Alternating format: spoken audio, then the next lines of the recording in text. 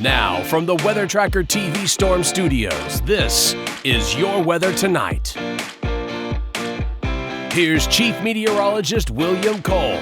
All right, good Monday evening, everybody. Hopefully you're back to work. Monday went well. Of course, we're all just kind of getting back in the swing of it after the long holiday weekend. Of course, hopefully you had a great Thanksgiving with you and yours. So we had a cold start to the morning. We are going to talk about this again because with the new data that came in through the afternoon, DFW has now officially recorded their first freeze of the season. We'll talk about that. We've got a chilly evening on tap, some milder temperatures on the way, and I am also tracking our next opportunity of rain. So yes, we've got a full plate of North Texas weather here we're going to be talking about over the next few minutes. But again, first of all, this would be your Monday evening. And again, you can see temperatures this evening basically just kind of easing down through the 40s. Notice the wind does remain light. So again, not much of a wind chill factor. But again, the big winter coat will definitely feel good, again, if you are going to be stepping out. Now, this is what we did this morning.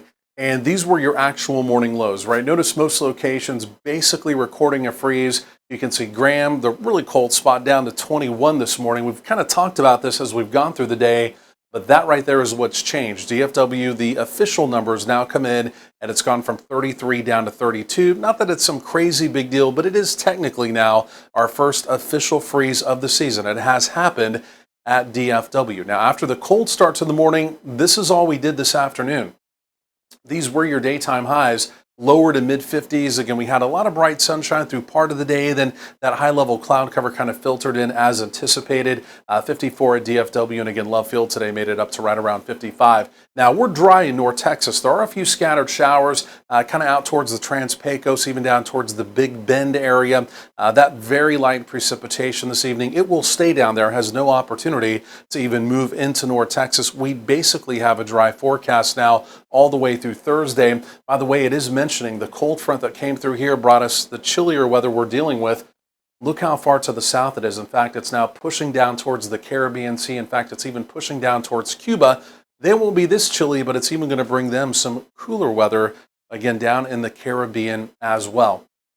So just looking around the country, most locations definitely cooler, definitely chillier for sure. But this time of year, you really look at where the cold stuff is, right? Where's the Arctic or the modified Arctic air? And in fact, it's truly up across the Great Lakes region. You can see locations up there, temperatures just hovering through the teens and the 20s. We went through the afternoon. Again, that is not coming any further to the south right now, at least. But again, for the folks up there, that is some pretty cold stuff. So looking out to the west now, we are talking about our next storm system. And I apologize for the water vapor imagery. It looks a little glitchy here. That has to do with the data coming in. But again, you can see that area spin, kind of the donut hole out in the Pacific. That's our next storm system. It will be coming in. And like I mentioned, the timeline on this is now Thursday is when it's going to be arriving. You can follow the dip right there. See it moving through parts of California. There it is moving through parts of the desert Southwest. And here's our opportunity on Thursday, again, as that does begin to come out of some scattered rain. Maybe even could be a few thunderstorms around on Thursday as well. So here's what the model data is showing. And keep in mind, this is not the high-res data yet. This is not the pretty data. As we get a little bit closer in time, we'll be able to use that. But again, this is just kind of giving us some signals, scattered showers around. And again, as this activity gets off to the east, there may be a better opportunity of some severe weather, again, east of North Texas, but again, from the Arklatex, even back over through parts of Louisiana. That's also where the heavier rainfall amounts are going to be Thursday into Friday as well. Some locations over there, 1-2+ inches. Again, locally, a quarter to maybe about a half an inch. Again, sounds about right, again, as we go through Thursday. So overnight tonight, not quite as cold as what we saw this morning. Most locations in the 30s to right around 40.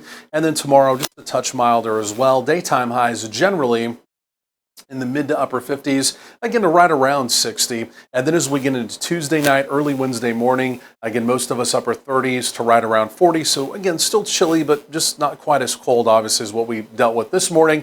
And then here's Wednesday. Wednesday looks good. Highs back right around 60. But again, there will be some increase in cloud cover on Wednesday as that next storm system does begin to approach. And of course, that will set us up for that opportunity of rain, maybe even a little bit of thunder again as we get into Thursday, and then another opportunity of some showers, maybe some thunder around by the following Saturday, and then possibly even by the following Monday as well. But again, notice your temperatures, the deeper we get into the 12-day, those are some 60s and maybe even a 70 on down the road.